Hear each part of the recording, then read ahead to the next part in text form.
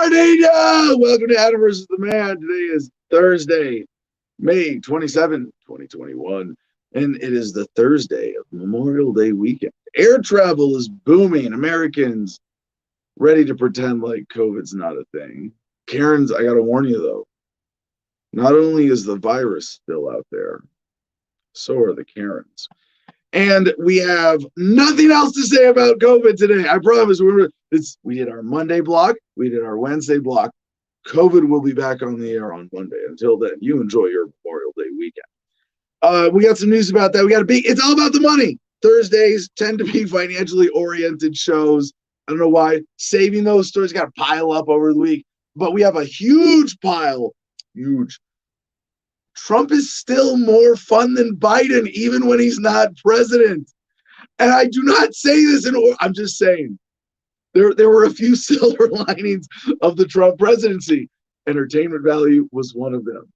We got a huge block on economics today. We're going to talk about the dollar. We're talking about Jeff Bezos. Of course, we're talking about Elon Musk. All sorts of good stuff. We got a military and racism block with our co-host. Steve Remus joining us in the co-host chair for the first time.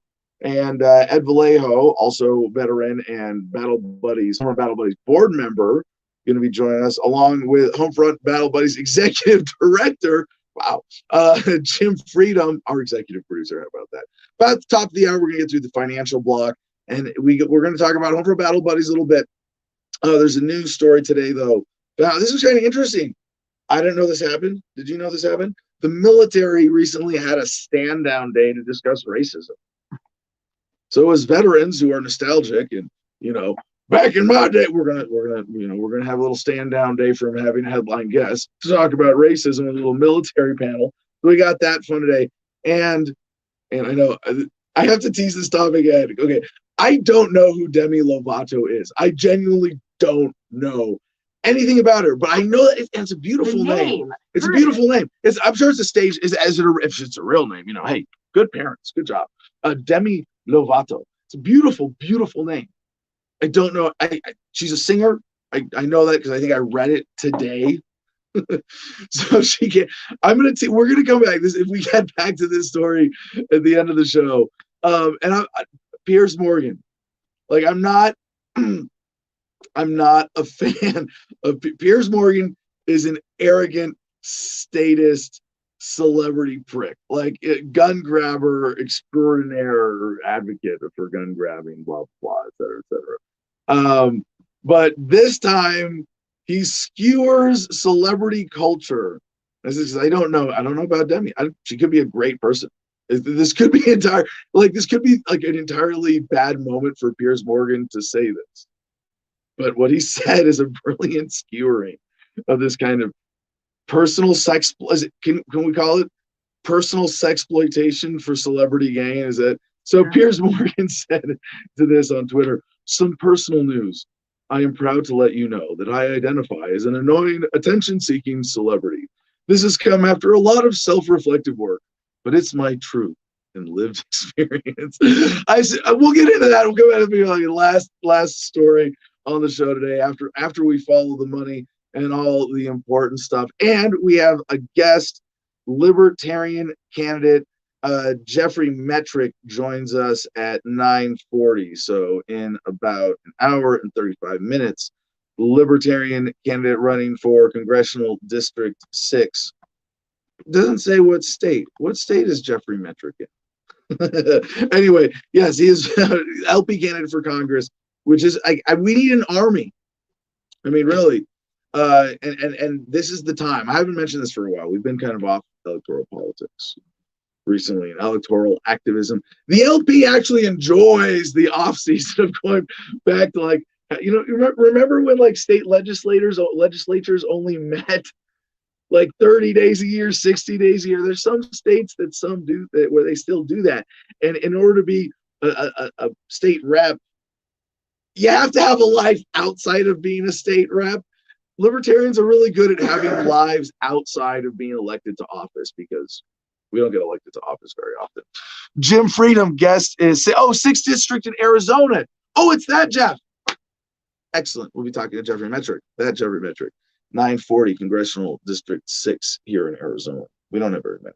But this is the time. If you're eligible, if you are, what are the criteria for under 25 years of age and American? I'm going to Google criteria for U.S. Congress. Okay, the Constitution requires that members of the House be at least 25 years old. And remember, this was before we started stunting our children's growth with hormones in government schools. So like most people, when they wrote this document, were like ready to adult at age 25. I know it's scary, not really the case anymore. But yes, to be a member of the U.S. House of Representatives, 25 years old, and be a U.S. citizen for at least 7 years, and live in the state, though not necessarily the same district, that you would be representing in Congress. That's it. You meet those criteria, fucking run as a libertarian. If you really like, and you can do this from on anywhere. Here's my pitch today. No, it's been a while since I've done this. To run for office as a libertarian, but Congress, U.S. Congress, we don't have even paper candidates in every U.S. House race for the Libertarian Party. That is a shame. How dare we call ourselves America's third largest party, or America's largest third party, whatever. We're not even raising a full slate of candidates for the U.S. Congress. It's a lot. It's big. It's a free country after all. No, it's a big country, not necessarily a free one, but it's a big country. 435 seats in the U.S. Congress. Not that 435 races. Not that hard for us to run someone in every race, because, and you should never run to lose. You should always run when you're running for office like this. I mean, unless it's some real weird off the bat, stunt kind of candidacy. But you should be running to win. You should be ready to win, and not committed to that, because you can run with whatever effort is appropriate for you, and it's still better by a long shot than not having a libertarian in that race. So the spectrum of involvement is from like full bore, I'm going to campaign every day and make this a full-time job. And that's kind of what I did. I was pretty close to that when I ran for, and I was a Ron Paul Republican. Yeah, briefly. I was already a LP lifetime member, so I don't hold it against me, please. But there's that full bore, like, I am going to run and I'm going to make it my job, and I'm going to take it as the most serious endeavor in my life, and I'm going to put my work and maybe family on hold to take this shot, right? And I'm going to borrow money. I'm going to mortgage the house. I'm going to and I invested most of my savings when I ran for Congress. I mean, I came out of it broke-ish, but you don't have to do that. Because the other end of the spectrum is file the paperwork, put up a website, do a couple interviews, maybe a debate, and that's it. The different versions. I mean, you don't even have to do that. Like, it's still in some cases, and there's a bit of a debate within the LP that it's better to just have a name. Just put your name, file. Literally, just a paper candidate. All you do is file to run. That's fine. Because at least then people in that district have an option to vote for a libertarian for Congress. If you don't step up and give them that voice of liberty is silenced, at least for that one critical moment, for those few people in that one congressional district. Okay, that being said, so we have Jeffrey joining us. We have our co-host today, Steve, who's running as well. We talked to him Monday. He's not running for anything right now. He was. Was he? He's not. We need to that. Yes. We have Ed Vallejo who's going to be joining us. I've done enough promos. I've done enough plugs. Let's get producer Jim Freedom up here for producer notes. What's going on? Good morning to you. It's funny because I just realized today when you said it that I'm a double executive. I'm the executive producer of this show and the executive director of Homefront Battle Buddies. I'm a double executive. I feel put on a tie or something. Executive squared. We gave you 2 executive titles because we knew your fragile ego needed that kind of, Yeah, I needed that boost. Yeah, I appreciate that. You guys really keep me going there. Just so people know, titularly, Jim is the executive producer responsible for the daily production of the show, and everything that falls under production is Jim's responsibility. And then as executive director of the nonprofit Homefront Battle Buddies, we have a board of directors that we're putting together this weekend. We have a team of 3 founding board members so that we can have the paperwork legit going at it. But Jim, as the executive, is in charge of the practical operations on the board. We just tell him what to do. It's fun. Yeah. Good gig for me. Yeah, it's fun. Good times. So join us. Public Telegram channel. You know what Telegram is. I'm sure you've heard of it. Join us there. t.me/Adam versus the man. All kinds of stuff getting posted in there, even during the show. And I haven't said it in a while, but all of the links for every show we do are in that public Telegram channel. So if you miss anything or there's something we didn't cover or something you wanted to get more into, that's where you can find every link to everything we cover in the show. t.me/Adam versus the man. We also have a private Producers Club membership. That's a little bit cooler. We talk a little bit more shit in that group. So if you want to be a part of that, you either got to win a contest, which Steve is going to bring up to you when he comes on, or you can just visit our Patreon and buy your way in. We got $1, $5, $10, and $50 a month packages for our Patreon. $10 a month is where it's at. That'll get you access to the private Producers Club, which you can then use to join the private Producers Club and get 15% off of everything you buy at the merch at the store. So definitely check that out and take advantage.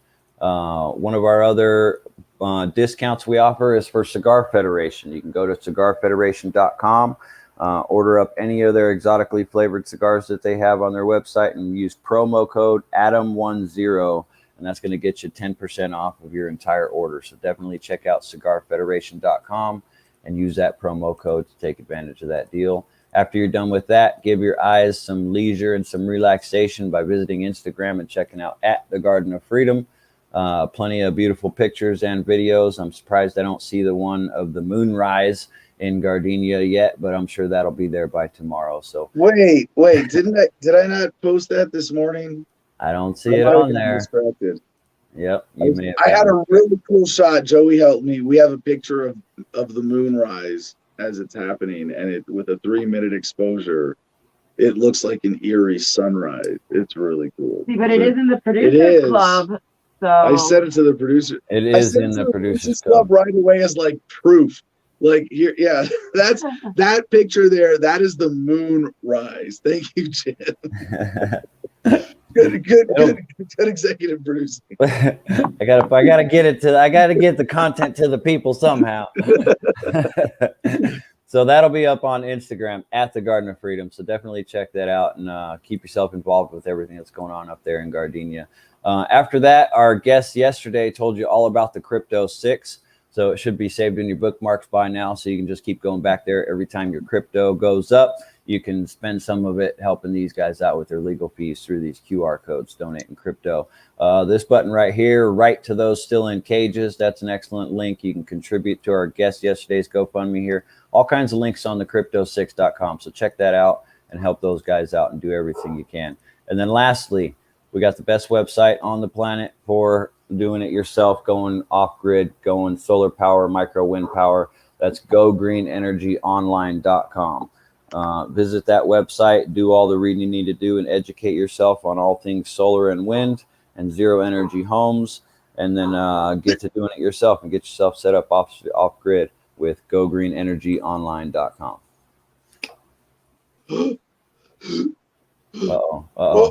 Oh, I caught it. Oh, I don't know if you noticed what happened off the air there, but while Jim was doing promos, I realized that I hadn't had my COVID vitamins. I was like, I can sneak a token, and then he got me on screen, and then it made me sneeze. And you know what?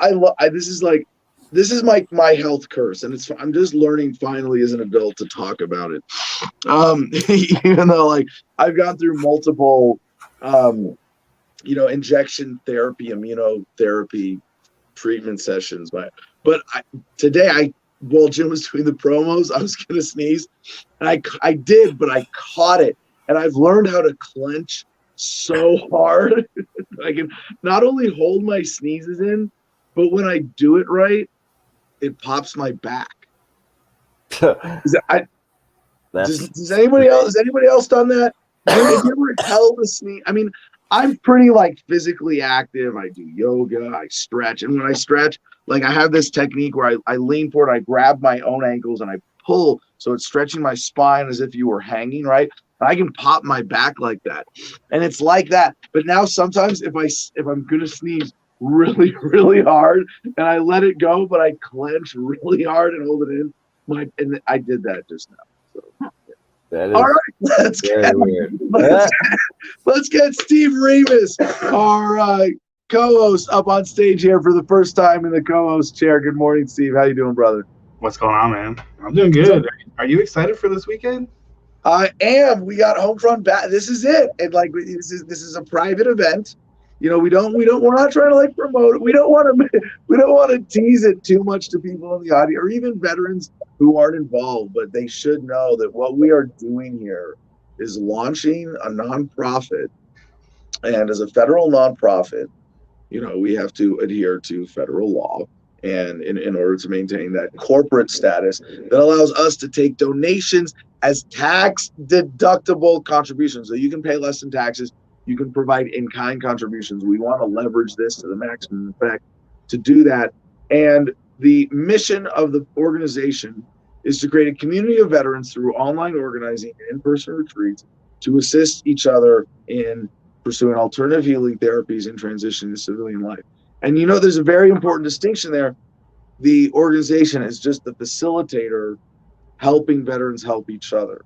So we're not doing anything with anything illegal. Of course not. But we are creating a safe space for anything that veterans might want to do, helping each other out. And here in Gardenia, 10 acres off grid. And we are going to be able to talk about these things somewhat openly because of this legal protection. And yes, we want to get vets stoned in the woods or help vets get each other stoned in the woods. And Steve, it's an honor to have you involved in this and to be a part of this project. So, but hey, before we go any further, because it's 17 minutes, I'm kind of stalling on today's show. Today's show is like full of there are a couple of stories where it's like, eat your fucking vegetables, you know, like no, we got to talk about the dollar. We got to talk nerdy to me. We're gonna get into inflation and Federal Reserve stuff. But Steve has a really cool comment contest. So let's go. All right. Yeah, so comment contest. What is the most outrageous thing you would do to get into the Producers Club or to be a guest on Adam vs. the Man? And we may or may not ask you to prove it. So yeah, it could be. You could win the contest with a really good joke that you never plan on following through. But if we do call on you to follow through during today's show, the second half could get very interesting. Yeah. So this is like the first half of the show. The next we're down to 41 minutes in the first hour here. I don't know if I'm going to be able to manage this econ block. I don't know, Steve. You saw the show notes this morning. Yes. I mean, our first story is the demise of the dollar ? Yeah, it's like eat the frog. We're getting into that big shit right now. Yeah, that started 100 years ago. So we're well, Steve. We're fine. To sort of set the stage for this, if you would, can you? Because I know anybody who comes out of military service. Anybody who comes out of the military, the U.S. military, there's no fucking service except bankers, politicians, and war profiteers. Anybody who comes out of the military has to have some kind of mixed feelings about this. And nobody, I mean, even if you come out and you're like relatively pro-military, relatively pro-war, you're going to have, it's complex. There's no fucking way, right? Yeah. And you saw the money. Everybody saw the fucking money. Everybody. Like, and I don't want to say they rubbed our faces in it, but in Iraq, where I was at least, everybody at some point saw a pallet of $100 bills. Yeah. Did you see one? Yeah, I saw pallets of money, but I don't know what's worse, seeing the pallets of money or hearing the contractors brag about yeah. Right? I would describe the Blackwater guys. We had as the ones who had whatever they wanted with high-speed gear, really cool rifles, driving around in up armored SUVs, staying in the air conditioned hooches over there on the other side of base while we're fucking suffering. And you're like, yeah, I'm coming back as a contractor, and a lot of guys do. Well, that was the thing, right? They're like, oh man, screw this. I'm gonna come back as a contractor so I can make money. And it's like, hindsight, we were all stupid. Like, that's a horrible idea. Like, it was a horrible idea. But seeing people doing the same thing that you're doing and making 4 times the money, and then only being there for like 4 months, leaving for 3 months, coming back for 4 months, bragging that they went like all across Europe for 3 months. Like, screw you, dude. Like, so like just enraging and jealous and just pretty early on in these conflicts, the occupations of Iraq and Afghanistan, there was widespread deployment of security contractors to the point where, I mean, by the time I was there in 2004, Fallujah, and that was like sort of the last hot spot in Iraq following the invasion, right? And even like, remember, the crux of my Iraq story is that in February of 2004, 4 Blackwater security agents drove across the southern bridge over the Euphrates River into the city of Fallujah and were ambushed and pulled out of their vehicles and had their bodies strung up and burned on the northern bridge. Yep. And I was like, oh, not all those fuckers too. They're doing it. Wasn't just, and it was like, I mean, there were so many problems with that story. I'll save it for when I'm promoting my book, my war memoir, in order to launch the Homefront Battle Buddies publishing platform. By the way, Steve, one of the things we're going to be talking about this week, and I'm really excited about, is developing Homefront Battle Buddies, kind of a side project, but very much in line supporting the main mission, is for Homefront Battle Buddies to be a veterans publishing company, a nonprofit veterans publishing company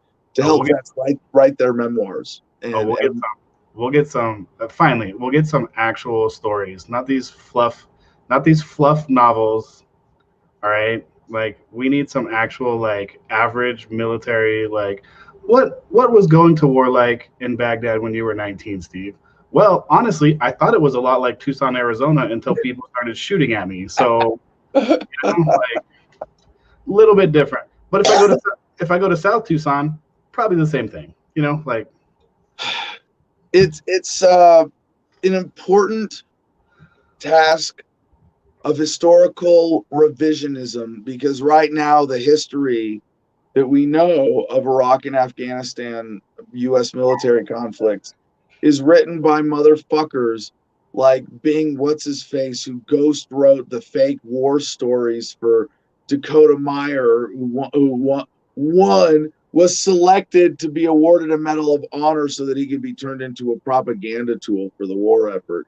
No, the real stories need to come out, not just in the actual isolated incidents, but what we are going to be revealing is that the texture of the war, the reality of the war, the thorough top to bottom, what was being done by troops on the ground, it's worse than you thought, America.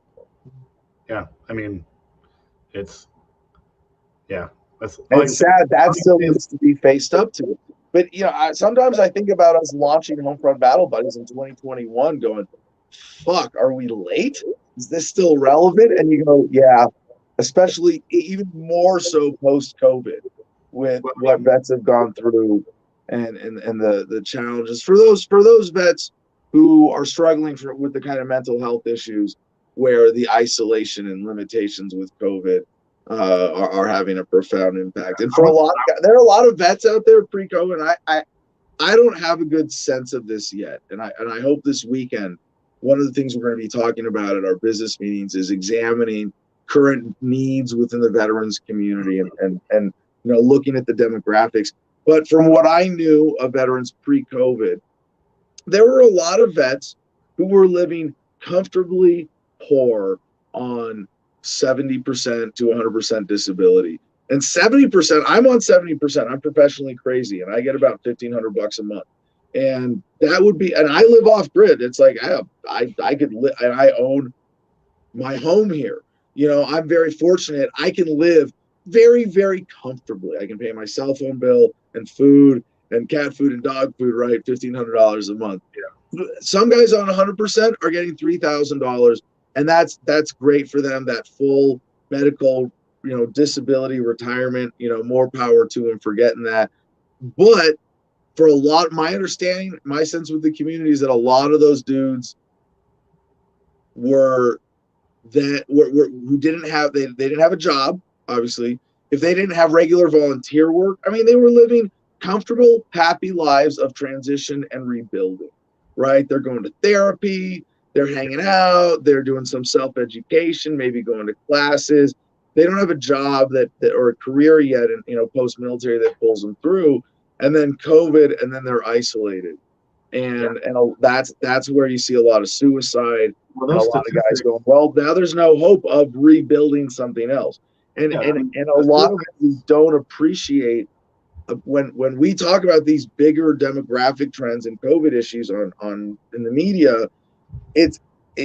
You have to stop and put yourself in an individual's shoes for a second, because for the vet who, his girlfriend is dealing with some shit because their parents are dealing with some shit because of COVID, and it pushes their relationship over the edge. That vet, and she blames him because she said something mean when they broke up, right? Just one thought.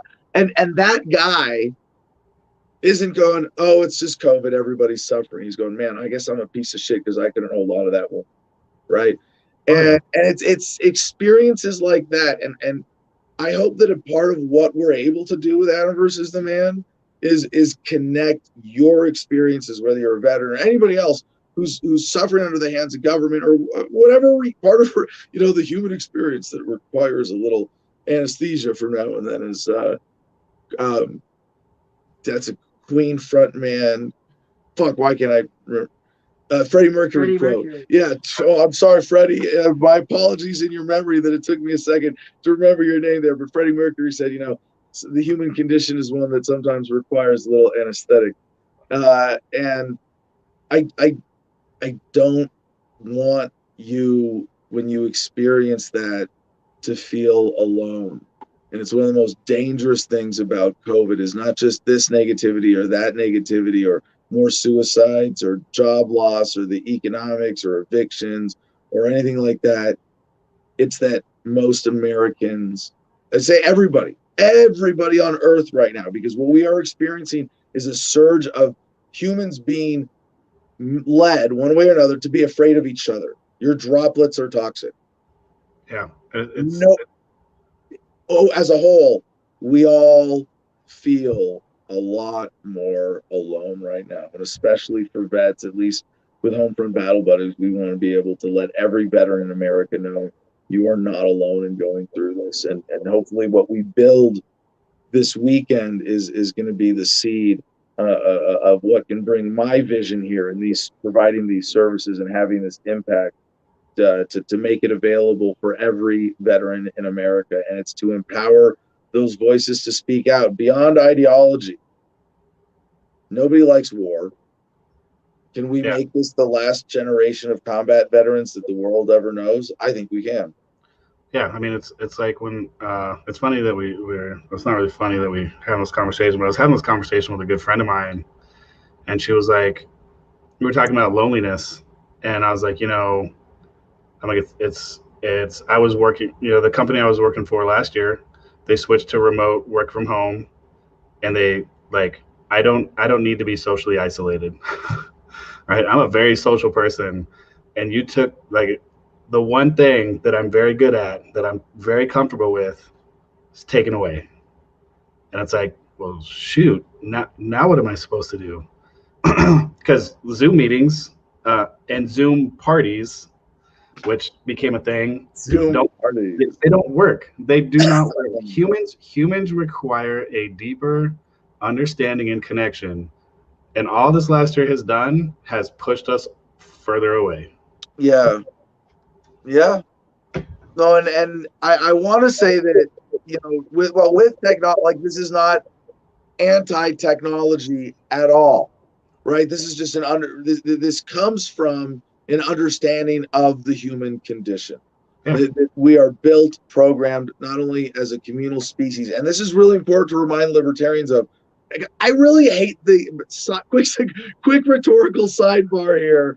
By the way, Ed, if you're watching comments and you want to pop more up while we're on this ramble, go ahead, because Steve is not able to do both at the same time. But so my sidebar here is there's this libertarians present sometimes this dichotomy between individualism and collectivism, like it's collectivism versus individualism, and it's like no, it's voluntary collectivism versus forced collectivism. Collectivism is the reality of the human experience. We are a collective species. Yeah. Let's not pervert that with the state. Let's not pervert that with coercion. Let's celebrate that by embracing self-ownership in the non-aggression principle. And this is why I like voluntarism, because it just, you can say individual, you can describe libertarianism as the individual perspective. It's me, I own myself, and therefore you all, everything else, the universe must respect me. And it's like, that's one side of the coin. The other of ethics manifest. The other side is in relationships. This is why I like voluntarism as a better analysis. It's more relevant to say human relationships should be voluntary exchanges of love and time and energy and goods and material services and everything else, free of force, fraud, and coercion. So that's Ed saying there's no, I guess the audience is so engaged, there's not that many comments here. But anyway. It's an interesting topic, right? Like I could sit here all day long and discuss this. And that's a good thing, but it's also sort of a bad thing because... Don't worry, we'll get to some useful shit, Steve. Let me finish this one other big point about technology, and then get to the question I've actually been trying to ask you for the last 20 minutes. Okay, so the thing with technology, this is not anti-technology. If you think about cell phones or just the telephone, remote voice connection has empowered humans who by necessity need to live in physically different areas for economic security, productivity, food, et cetera, housing, whatever, are now able to be mentally, emotionally, everything that you can get connection by voice. Beautiful, powerful. Video, next level, but not anywhere near the substitute for even what we already commonly, irrefutably understand in human communication that happens, like you were talking about, at an in-person party versus a Zoom party. There's the energy, and you can say, hey, that doesn't matter. Like, I'm a scientist. I don't, and I get it. Okay, but there's an energy in the room. There's a heat. There's a vibration. There's an energy of love when humans come together. There's music in the air. There's no way that your body is not aware of that has some psychological impact. But there's also what we know scientifically about so much of human communication being nonverbal. And I can wave my hands and and make fun of faces on a podcast, but it's not the same full experience that we get, enjoy, and need. And now you can say, well, Adam, and I'm all for this. We could have like VR headsets and virtual reality parties where you walk around in a 3D space and interact, and it feels like okay, cool, better, still not touch. And there's something about human touch, and there's no substitute. At some point, we're going to upload our brains into machines, and that won't be relevant, and who knows, we'll figure out, you can touch this, and we'll have different touch therapy that's hygienic and robotic and whatever. Maybe, but right now, that's a ways off.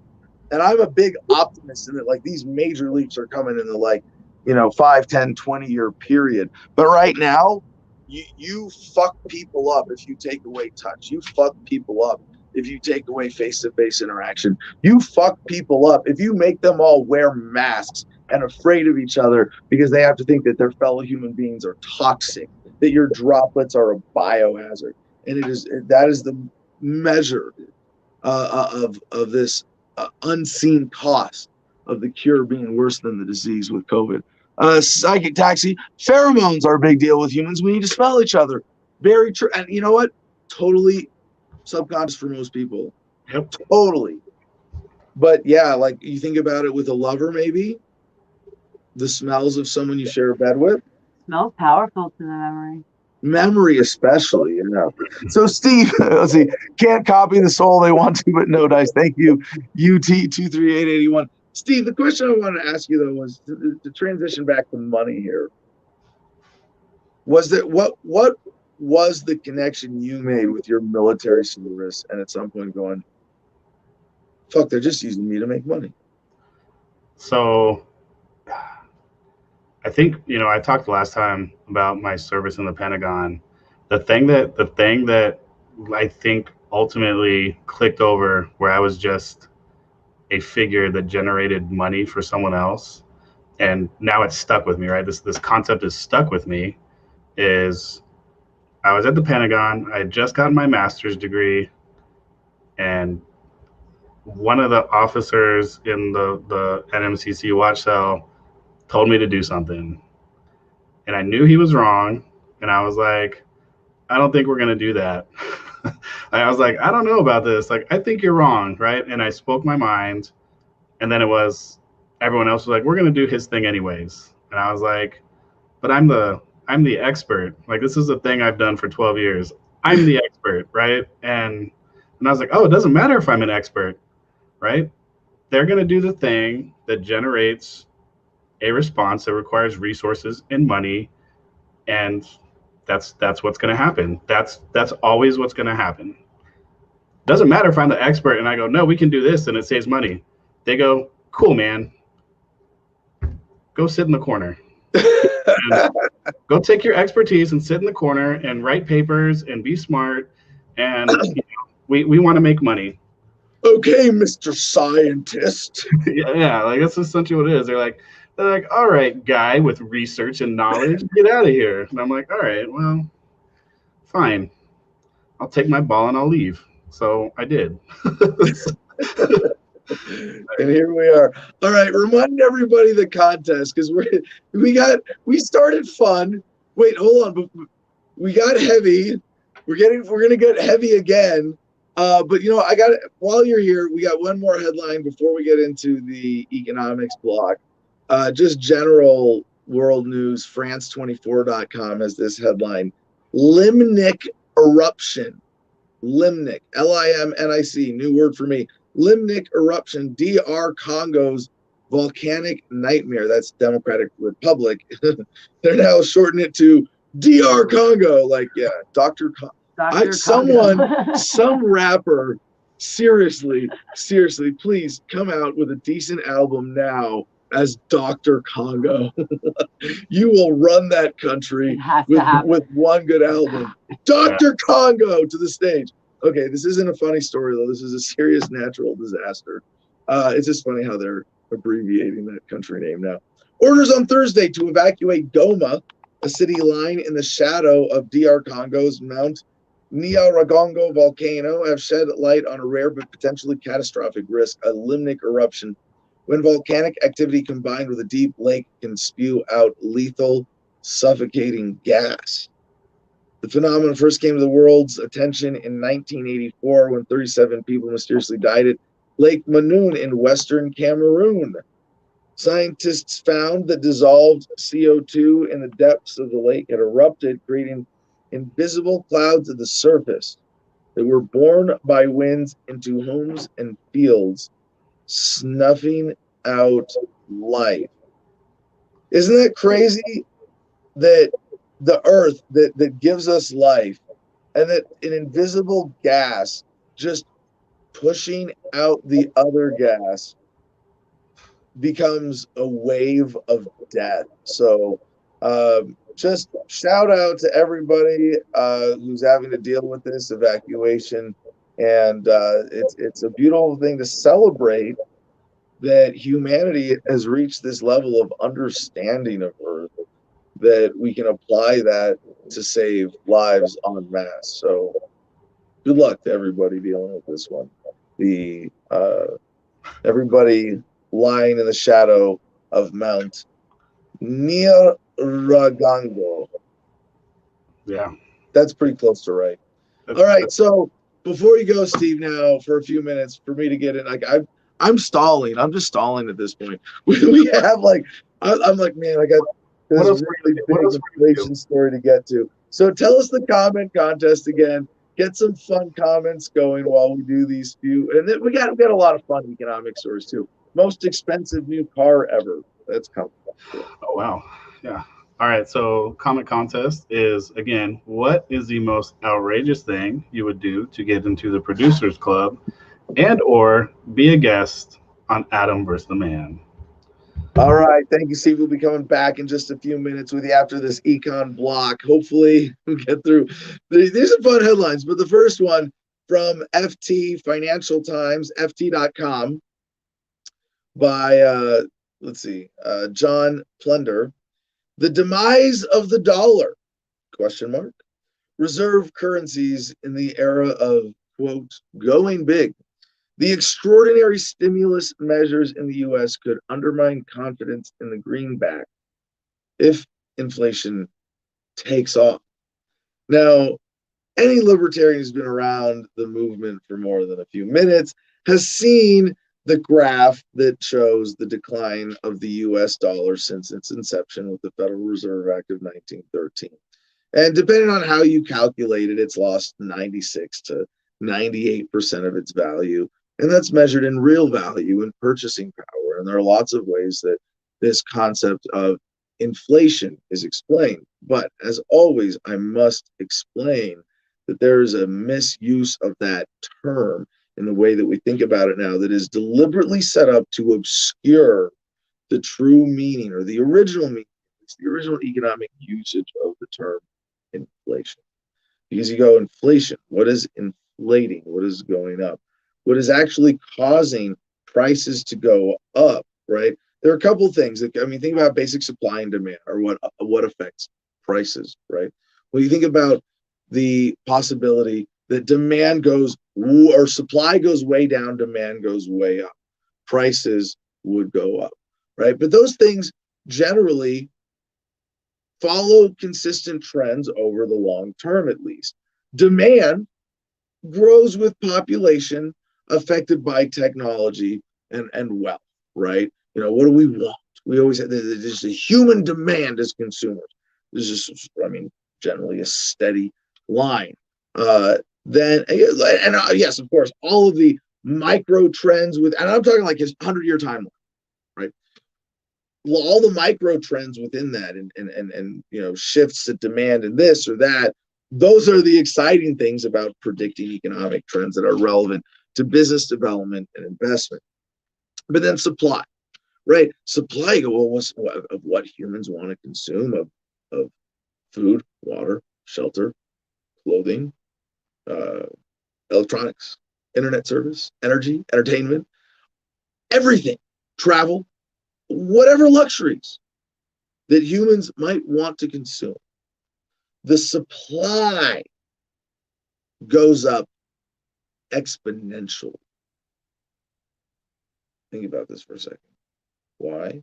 Because it's driven by technology. The first major technological leap in this sense was agriculture and the ability of a single human being to generate enough calories to feed more than themselves. When we switched from being subsistence hunters and gatherers to primitive communities with rudimentary agriculture, we first had specialization of labor. And this, in and of itself, we can see is an exponential leap. Imagine you have a tribe, a community of primitive humans of about 100 people. And they're all, they got mud huts, thatched roofs, they're happy, they're able to hunt and gather and fish and enjoy life. But they're all, that's it. That's all they're doing. Surviving. This is subsistence hunting gathering society, right? Not hard to imagine. But then one of them learns how to collect seeds, plant crops, and divert water from the river into agriculture. Figures out how to domesticate animals for meat and dairy and eggs, and then we got them in a pen, and they now can feed 100 people. That switch, that was technology, that was understanding, that was knowledge. First major chunk of human applied technology that led to a leap in social abilities, an exponential increase in what we could produce. Remember, we're going back, don't worry, it's still about the dollar here, talking about the supply. You look at where we are today. We talk about just in terms of calories with industrial agriculture and farming and ranching, one human being in a year, growing GMO corn in America or any other staple crops, even a variety of crops, can produce with today's technologies enough calories, and it's specialized even now to the point, because then distribution with the internal combustion energy allowed us to have monocrop combination in supply chain, so that farmers could be even more productive per person. So even just tracing the history of agriculture, just with the one dynamic of food, of all the things that humans might want to consume, it has been exponential in the course of human progress and our ability to provide what we want to consume. So you go back to that tribe of 100, now one person figures out how to feed everybody.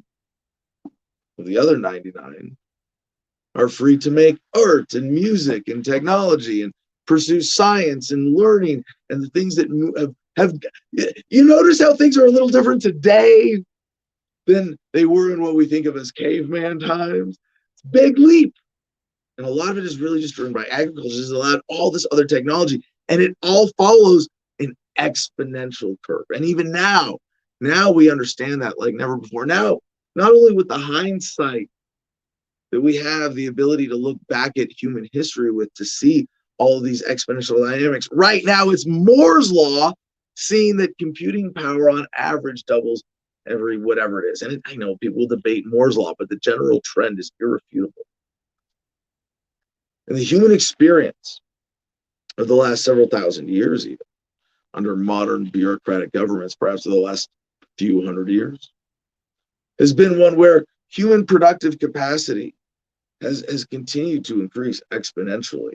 And remember, an exponential, if you go back, it's almost flat in that longer perspective. It's 200,000 years of human experience, relatively flat. Fire, wheel, major leaps, and then agriculture, and you go, whoa, and then the internet, and then, industrial revolution, internal combustion engines, modern communications, internet, and you go, ooh, 3D printing, drones. Wait. Why is my quality why am I still driving a car with an internal combustion engine spinning 4 rubber wheels down a paved surface?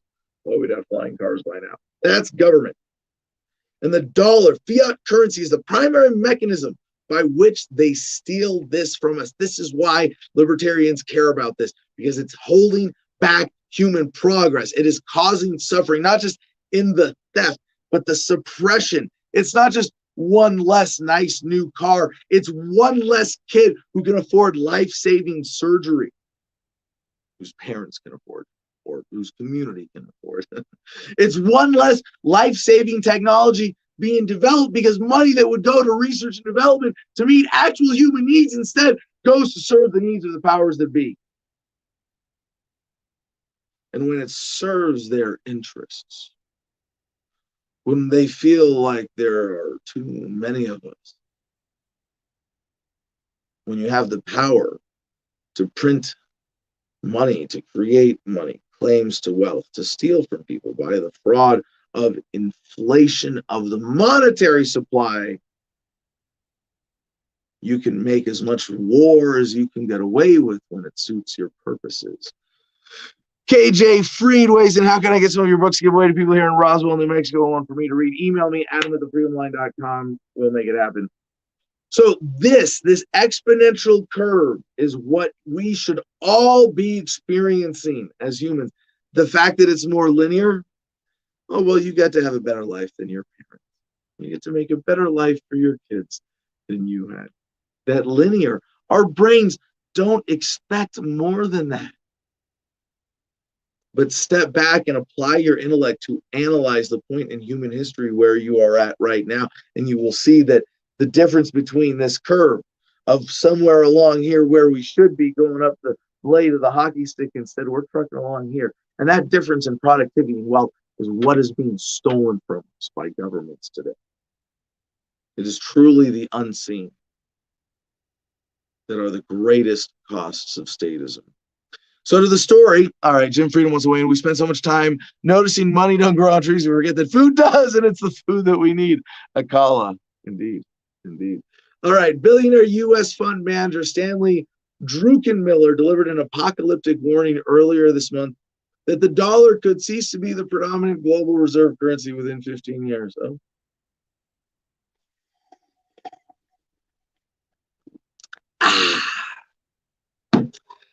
I can't find any period in history where monetary and fiscal policy were this out of step with the economic circumstances, the chief executive of the Duquesne Family Office declared. He is not alone in expressing concerns about excess U.S. demand, a more inflationary environment, and accompanying dollar weakness.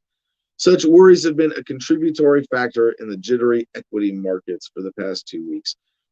Now, just to explain, because I didn't learn this term until I'd been studying economics for a while. Family office. Duquesne is the chief executive of the Duquesne Family Office. For a lot of extremely wealthy individuals or families, they have a business office that basically just manages their wealth, and they are often called the family office.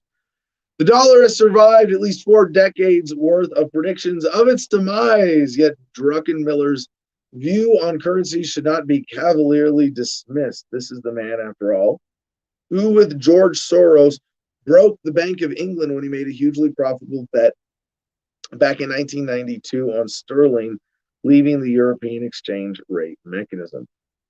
So the predictions of its demise, this is a bigger thing in my context of this coverage, and that I have been critical of even, and this is I mean, Ron Paul is not the one who deserves the criticism here for analyzing and exposing the reality of the U.S. dollar. But when Ron Paul comes out and has over the years so effectively pointed out and said, hey guys, by the way, the Federal Reserve is a mechanism of stealing from everybody, and it really is a fiat currency that is essentially worthless and could go at any time. A lot of profiteers and doomsdayers have jumped in and said, let's focus on the could go at any time part and buy my gold. Buy gold from my sponsors. And a lot of shysters and hucksters out there taking advantage of the specter of the dollar collapse. Druckenmiller's warning comes against the background of a long-standing retreat from the dollar as the world has moved gradually towards a multiple reserve currency system. Even before the coronavirus pandemic and the extraordinary economic conditions it has generated, there were signs that the dollar's dominance was slipping. And I wonder, is it designed to always look that way? There have been, and since the institution of our current dollar system, there have been people saying that this is illegitimate and could collapse at any time. But Richard Nixon, 1971, taking the US dollar off the gold standard, for a lot of people represented a critical decoupling.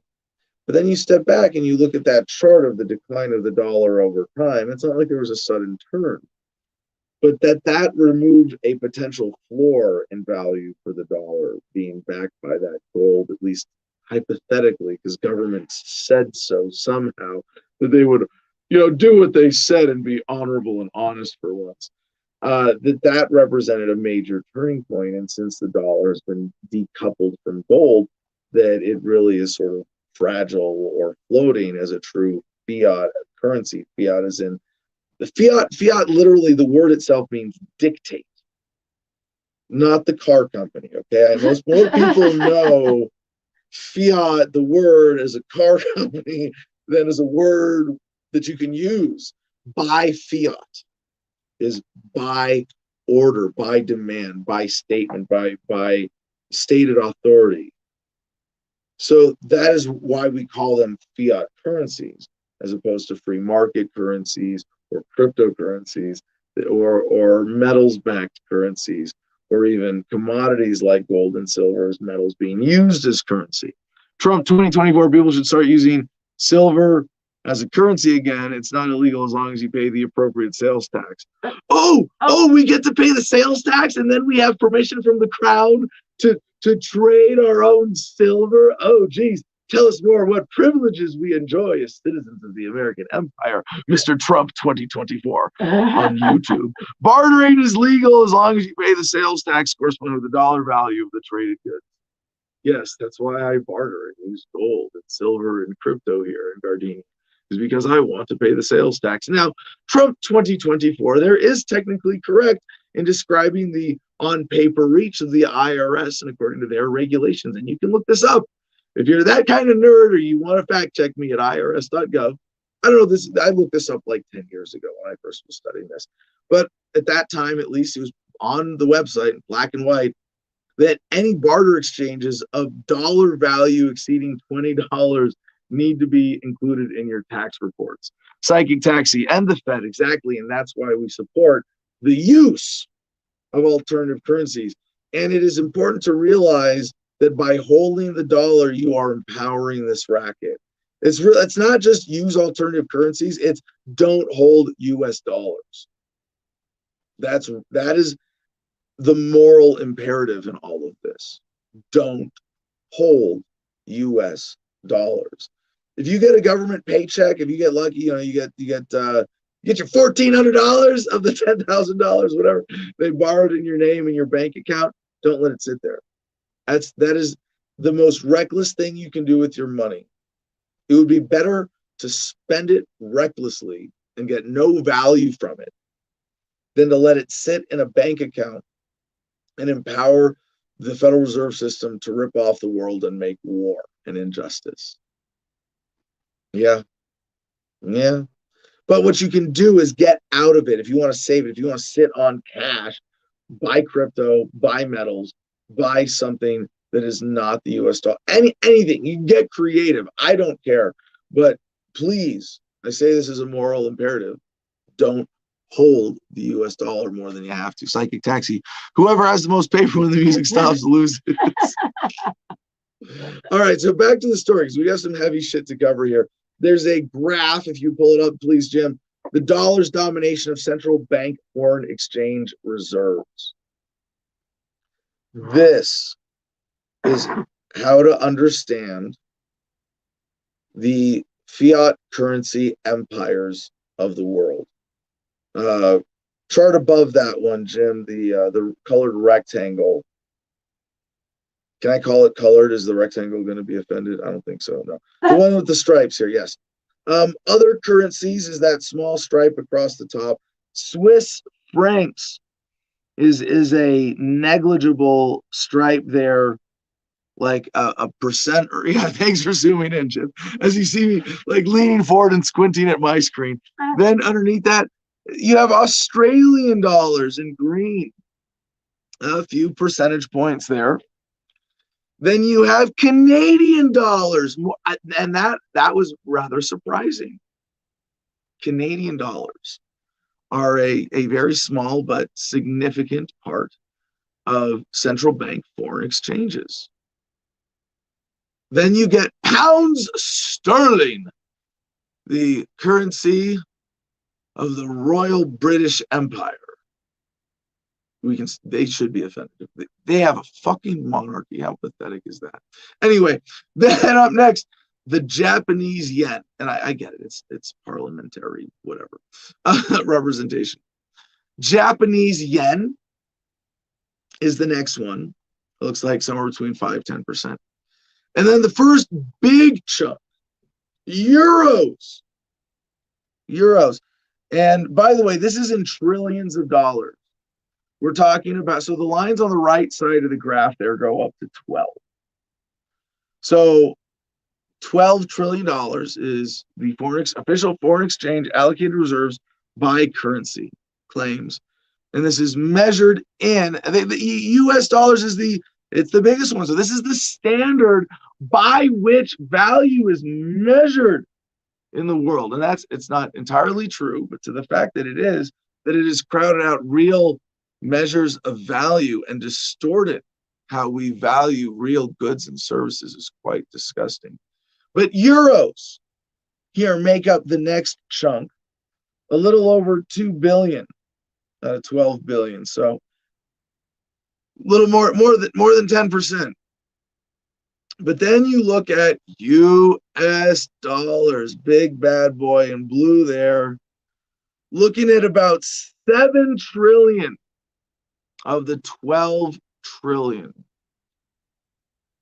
Now, when they say, oh my God, that could collapse the system. Yes, exactly. That's what we're talking about. When we promote Bitcoin and cryptocurrency and money consciousness and activism, we're not just saying, hey, you might be better off if you're holding a currency that is engineered to gain value or preserve material value than one that is engineered through inflation of the monetary supply to lose value. We're also saying, fuck the man, fuck the banks, fuck the wars, fuck the police state, fuck the surveillance state, fuck your control and your ripoff through this whole toxic, corrupt system. We're not going to use your money because you can't make us. The most they can do to make us, and this is really the underpinning of the value. You want to say, what is the value of the dollar? Why? Because it's demand, right? It's that people want to use it. Why? What is the actual backing of the dollar? It's the fact that the government requires you to pay your taxes in US dollars. And even if we did that, even if we didn't change it, every American just went to the bank and said, hey, I'm going to change some silver for some dollars so I can go pay my taxes. That was the only time we ever touched US dollars. This system would collapse in a matter of months. UT, again, Wayne, and buy free. UT, if you're going to comment this much, I'm not going to read your number every time. Buy freedom seeds and solar panels. Lol. What's that? U123. U one. Oh, I thought it was a T. UT. Anyway. So back to the story here. Anti-inflationary credibility at stake. Oh, really? When it comes to reserve currency status, there are huge advantages deriving from incumbency, partly from inertia, but also from network effects. The more people use the dollar, the more useful it is for everyone else. And as Dario Perkins, head of global macroeconomics of TS Lombard, points out, the leadership of the global economy does not change hands often. Most previous regime changes, he says, whether in 15th century Venice, Amsterdam in the late 1700s, or the UK in the 1940s, happened because of political turmoil, usually involving devastating military conflicts. Devastating military conflicts. Have we had it? Oh, Iraq and Afghanistan. No shit. That said, there is general agreement that the biggest single peacetime threat to reserve currency status is economic and financial mismanagement, and with the Fed having abandoned its longstanding commitment to tightening policy in anticipation of inflation, and President Joe Biden going big with fiscal policy, the fear that inflation could undermine the currency is mounting, at least in some circles. So, skipping ahead, obviously we got another comment here. Classical music on YouTube. Does the size of a currency as a global reserve correlate to the size of world government military? Yes. That's a great observation. I would say now correlation and causation are different things, right? And the relationship between central banks and militaries is a complicated one. However, the causation relationship is very clear that fiat currencies tend to go hand in hand with outsized military forces to defend that racket. And part of what makes the dollar valuable is not just that it's been forced on the American people, but how it's been forced on the world as the reserve currency, as the petrodollar, as that money which is shipped to Iraq by the pallet and waved in front of the noses of the U.S. troops who are there, like Steve and myself, who go, oh, yeah. Now you see what it's about. Skipping ahead in the story, if you would, Jim, that graph you had up earlier, China's holdings of U.S. Treasuries increased after Biden's victory. Oh, we have a super chat. You 123881 interrupted with $13. Hi, I like your show. Thank you there. So to this graph, China's holdings of U.S. treasuries increase after Biden's victory. And this is a distorted graph. If you look at the right side, it's 1100 on the top and 1050 on the bottom. But the last part of the trend here is what's important. And it shows that if China is seeing that this is something they can own and manipulate with the weight that they have been able to throw around. Oh, I'm sorry, I skipped the renminbi because I hate pronouncing it. The third or fourth stripe on the chart we were looking at earlier is the Chinese renminbi. Why do they have to make that so awkward to? It's not hard. It's just fucking awkward word. Really, like renminbi. Fuck you, China. Really? Excuse me, China. Fuck your government. Fuck the Chinese Communist Party. Yeah, but we just call it the Chinese dollar, the Chinese money. The the China money, like the China virus, because it comes from China. China. China, the renminbi. So, skipping ahead again in the story, these concerns about inflation, those concerns have been most forcefully expressed by former Treasury Secretary and fellow Democrat Larry Summers, who has said the Biden administration is pursuing the least responsible fiscal macroeconomic policy we've had for the last 40 years. In an interview with the FT last month, he declared that when it's explained that the Fed has an entirely new paradigm, it's a bit hard to understand why expectations should remain anchored. He added, quote, "We're seeing an episode that I think differs both quantitatively and qualitatively from anything since Paul Volcker's days at the Fed, and it stands to reason that would lead to significant changes in expectations." In other words, the anti-inflationary credibility won at such high cost by the Fed over the past 40 years may now be in question, causing foreign investors to worry that the U.S. will inflate away the value of their treasury holdings. Now, there's a little translation of the propaganda here. Anti-inflationary credibility, right? That the Fed is really, it has this flowery mandate of, managing inflation and keeping unemployment down. But what they're really doing is managing the fiat currency and making sure they don't put out too much to destabilize the system, but as much as they can get away with to keep the rich getting richer at the expense of the rest of us, which of course is the actual purpose of government. I guess if you just keep that in mind, you don't really need to translate all the bullshit minutia. But foreign investors may worry that the U.S. will inflate away the value of their treasury holdings. And this, to the world reserve currency challenge, represents a potential critical turning point. It's not when enough people start using Bitcoin, right, that's going to crash the dollar. I mean, it could eventually. It's not when people start trading silver. No. Because the dollar itself, in the realm of competing fiat currencies, is actually a lot more fragile than that. It's when the U.S. bank, the U.S. Federal Reserve System, goes too far in printing money, inflating the monetary supply, that causes price inflation, that reduces the purchasing power of that dollar. It means those other banks in the rest of the world that are holding U.S. dollars are starting to go, And we got to start trading this stuff away in chunks because it's losing value now faster than we're getting the benefit from holding it. And so the inflation of the monetary supply that's happening right now with the stimulus and the bailouts and Biden's $1.9 trillion, whatever it added up to, doesn't matter. It was the way they might be, and I don't want to be one of these doomsdayers of the dollar, but yes, this does look different. And I hope that with at least my longer-term audience members, I would have some credibility because I have not been fear-mongering of the dollar. I think I did briefly, but oh my God, Ron Paul is right about everything. The dollar could collapse in any second. You need to own some metals. But since I really understood the issue, I have not been a fear-monger or a doomsdayer. And I look at this and I go, you know what, now this might be different. It might be different because it is an injection of cash into the U.S. economy with without a corresponding increase in material goods.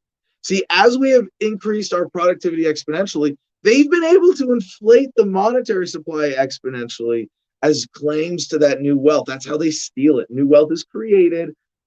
Your purchasing power goes down, especially people on fixed income. Savings depreciate because the dollar's purchasing power is devalued, but it maintains its functional value as a claim to a steady amount of, it should, remember, this is very important. As that happens, as we become more productive, the natural course of economic progress would be for prices to go down a lot. A lot. Even for core commodities, like a gallon of milk, a loaf of bread. Well, how much more efficient have we gotten at producing those things in terms of the material input of energy and labor input of humans since 100 years ago? Way more effective, way more efficient. The prices should be going down a lot, but they're relatively linear. And that's a measure of what is being stolen from us. All of this exponential growth, everything that we were able to do better than our parents' generations, exponentially better, that has been stolen from us. The potential for the human experience to continue its exponential curve into this critical turning point is being stolen from us by the powers that be in order to keep us on a linear track of progress. And what makes this different right now is that in order to maintain that post-COVID, to keep Americans fat and happy and distracted with bread and circuses, they may have gone too far. They may have printed too many dollars. And it's not the printing, but having released them into the economy as a pressure on, let's bring it back now to supply and demand. Supply and demand applies to the currency as well. So if the supply of dollars goes up, chasing the same amount of goods and services in the economy, then the prices are going to go up as a matter of competition for dollars among those selling. But what makes this moment special is that not only do you have an inflation of the monetary supply in an outsized, unique way around COVID, more money that's ever been handed out than has ever been handed out before in a period of time like this, I dare say possibly in human history, combined with a radical reduction in productivity around COVID. And that's all. You want to look at this as an economist, it's the value of restaurants and bars and human interaction, all of those costs. But just the fact that we're making less widgets and serving less meals and selling less cars means that that money in the market is leading to actual price inflation now. And we see it in commodities. We've been talking about this for months with the price of lumber up 300-400%, affecting new home starts. So many other things affected by this. Steel, 300% types of increases we've seen in commodities across the board like that. Food going up. Now actually food shortages that are not real shortages so much as supply chain problems, but very real nonetheless. We have some more stories in the stack we're going to breeze through in a minute to get to and cover some of these points. Patrick Lewis, I do a beer bong and a man thong while playing a country music song to be a guest on the show. Marcus. Woo! That's our leader for the comment contest right now. So, all right, back to the story. There's a section called erosion of safety. I think we covered that. Another one, dealers widened treasury spreads in March 2020's market scare. So there's plenty of other indicators you can look at that bolster this narrative. Although when you're reading it from Financial Times, you still need a translator, right? So jumping ahead to the last three paragraphs on the story. I'm sorry, the last paragraph on the story.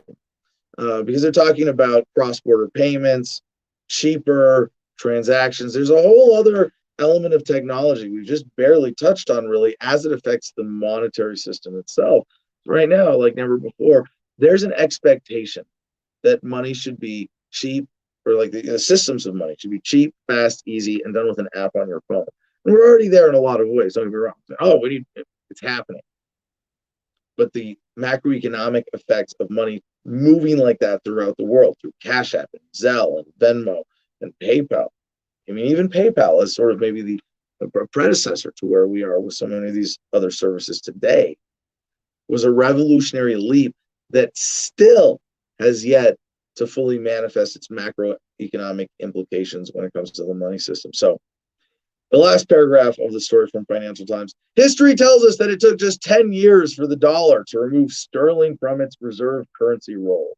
That reflected the devastation wrought on British economic and financial might by the First World War. In the light of the extraordinary fiscal and monetary response to the pandemic, it seems unlikely that the coronavirus will prove as economically potent as that military conflagration.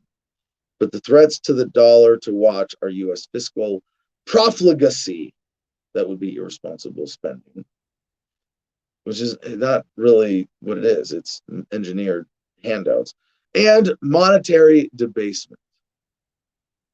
They are using it so much they have debased the value. Well, the more debasement of all fiat currencies, I say, the better. Now we're going to skim through the rest of our economic headlines as quickly as we can, and I'm going to show you how they fit into this larger narrative before we get to our guest and check in with Steve for our comment contest. Buenos Aires Times poll shows Argentines expect inflation to hit 50% in next year. Yeah, and here in the vernacular, we will just say inflation. They're using it to mean price inflation, not monetary supply inflation. Prices in Argentina are seen rising 50.2% over the next 12 months, according to the University of Torquato de Tela's monthly poll of citizens. And this reminds me that one of the most important things in having monetary consciousness is not just killing the dollar or killing whatever fiat currency, the renminbi you live with or under, or is dominant in the market where you operate, where you live, function, and buy your gas and groceries. But there's a possibility that even this is part of an engineered collapse designed to give us a global fiat currency or to reorganize the fiat currency rackets. So in this reorganization, this shuffling of the deck that seems to be happening now, it's all the more important that we make sure the deck has the right cards in it, and that Bitcoin is strong, that crypto is strong, that our ability to use gold and silver and alternative digital payment methods online are strong. Because yes, the fate of humanity is at stake right now. How we use money may determine major dynamics of human history for the rest of our lives. Rob B, monetary inflation is the cause of asset price inflation, correct? And eventually retail price inflation. So let's see. Next up in our deck here, opinion from Market Watch. More investors than ever are borrowing to buy stocks. Here's what this really means for the market. Total margin debt has nearly doubled since March 2000. Margin debt's new all-time high is neither bullish nor bearish. I'm referring to the total amount that investors have borrowed to purchase stocks, because the effect of margin is to leverage stocks gains. Its market-wide level is a measure of investor confidence. It's also a measure of lack of confidence in the dollar. And this is a really interesting position you find yourself in. If you know the dollar's about to collapse, the smart play is to borrow dollars and invest in something that's going to go up more than the dollar's going to collapse, which is a pretty easy bet to make if you can engineer that for yourself, whether it's with crypto or land or gold or silver. I encourage you to do that right now, but especially now, don't be sitting on dollars. CNBC, Bitcoin traders using up to 100-to-1 leverage are driving the wild swings in cryptocurrency. So unfortunate manipulation. There are a lot of powers that be that would want to see cryptos die and manipulate Bitcoin in particular. So who knows what's really behind this? I would encourage you, if you're a crypto enthusiast who like seeing these, go to the notes at t.me/Adam versus the man. But obviously, this story, you see there's a parallel with what's happening in the stock market. In the crypto market, there are people borrowing money in order to buy and sell crypto. And I really encourage that, because that's devaluing the US dollar in order to drive up the prices of crypto. Now, manipulation might lead to swings. There might be some reason this is overall a bad thing. But if you can get out of the dollar by crypto or metals, do it. CNN Business, invest ahead, crypto investors to Elon Musk. Please stop tweeting. Yes, you may have pissed off the community a bit at this point. The prices of Bitcoin, Dogecoin, and other digital currencies have plunged more than 40% in recent weeks, while Elon Musk isn't the only reason for the crypto carnage. He certainly isn't helping, whether it's going on Saturday Night Live and joking that Dogecoin is a hustle, or having his epiphany that Bitcoin mining may not be great for the environment. Musk's behavior as cryptocurrency bulls wishing he would stop tweeting and focus more on building cars instead. Who knows what he's really up to? Maybe we'll find out eventually. CNBC.com. Jeff Bezos assures shareholders they're in good hands at final meeting as CEO. That's right. On Wednesday, Amazon's Jeff Bezos capped off his last shareholder meeting as the CEO of the company he founded. So he's not stepping away from ownership, but he is stepping back from operation involvement in order to branch out. And he is doing plenty of other interesting things. Shareholders voted down 11 proposals calling on Amazon to take action on issues spanning climate change, working conditions, and racial and gender disparities in the workplace. So it was an interesting meeting. CNBC also with this headline, Amazon to buy. What's Jeff Bezos buying now? What does the world's third richest man buy for fun? Amazon to buy MGM Studios for $8.45 billion. Interesting now, because Hollywood certainly suffering economically, major decline for Hollywood, where I guess properties are cheap, and Bezos already owns the Washington Post, so he's got that propaganda outlet. Maybe he's seeking to build up his megaphone here. Very interesting to see where he might be going with that. Wall Street Journal, this next headline about the housing market. In tight housing market, thousands of homes are reserved for certain buyers. Whisper listings made directly to select customers are growing at a time when housing inventory is near record lows. Now, I didn't know what this was. I mean, as soon as I saw it explain the story, it made sense, right? So a lot of real estate agents, instead of hosting a house because they know demand is so high, they can sometimes get better prices by going directly to buyers with a whisper listing. Hey, this isn't posted, but I'll let you, because you're special, you get an exclusive opportunity to make an offer on this house.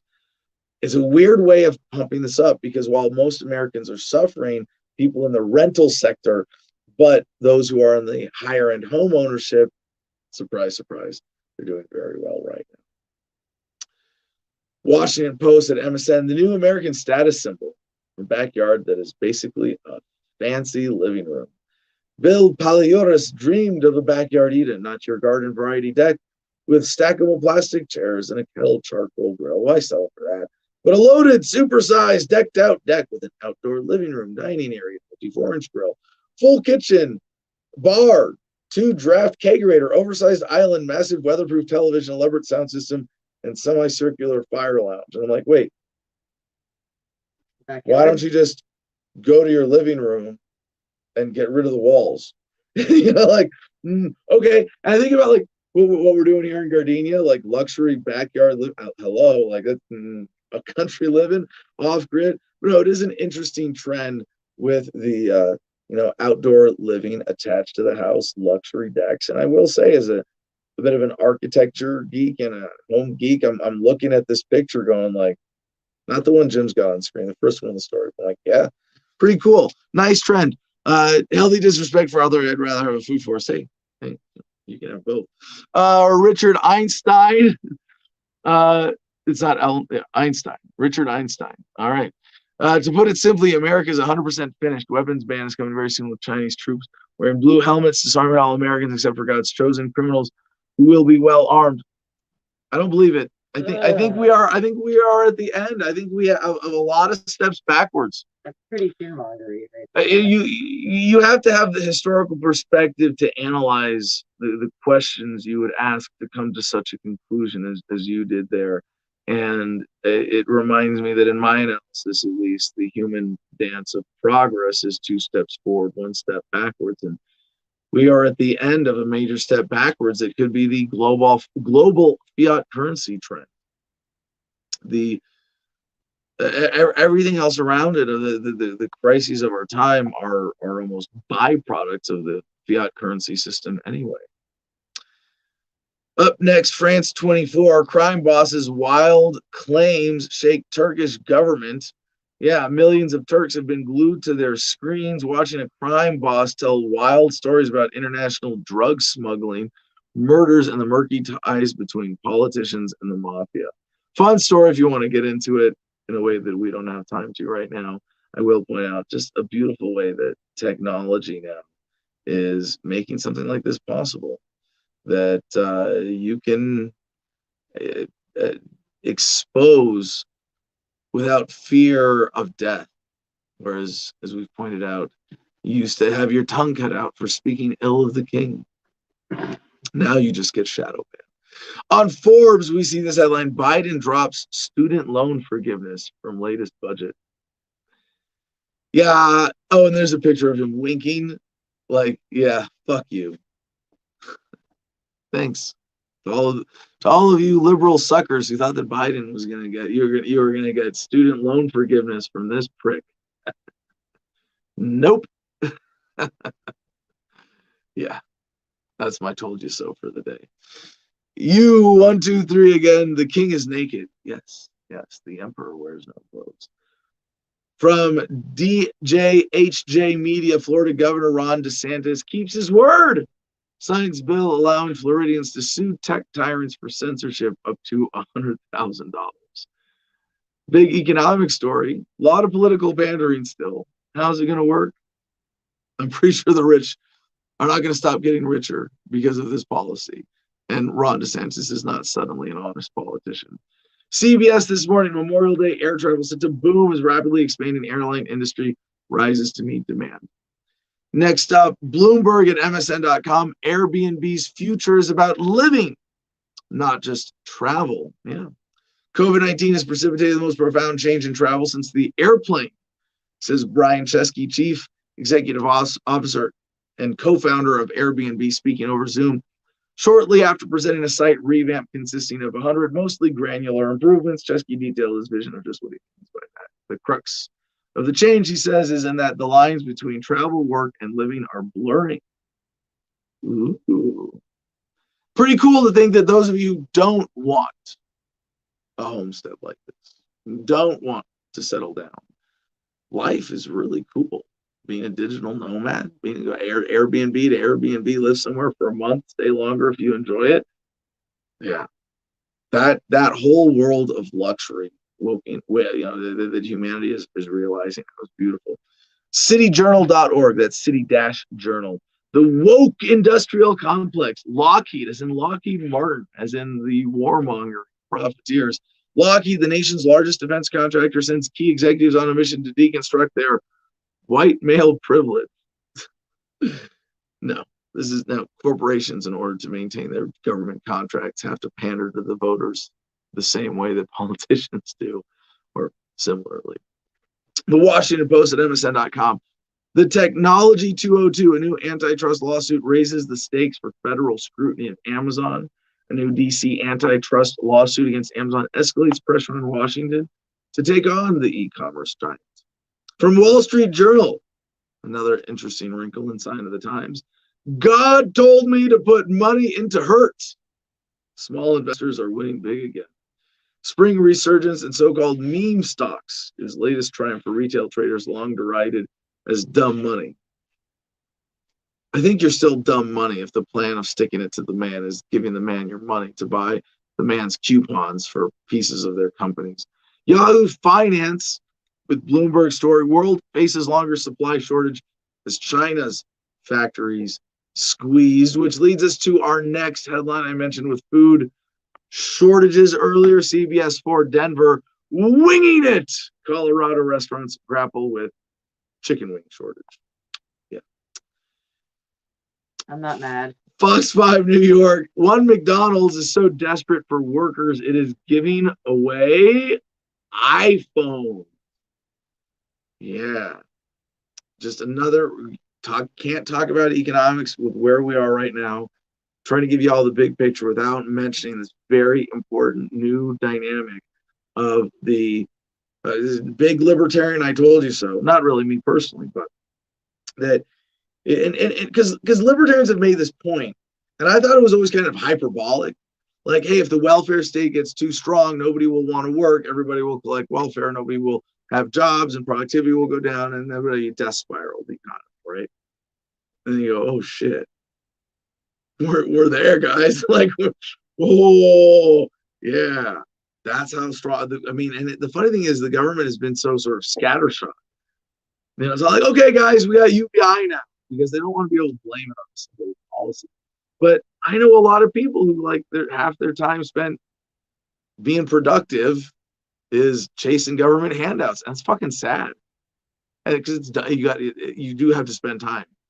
Getting government handouts, I don't want to say it's hard, but it is a time-consuming pain in the ass. Time on the phone with customer service, waiting in government lines, things like that. But a McDonald's restaurant in Illinois is offering iPhones to try to attract new workers. Yeah. This is crazy. But this is after 6 months employment and meet employment criteria. But still, very hilarious sign of the times. Yes, McDonald's is starving for employees.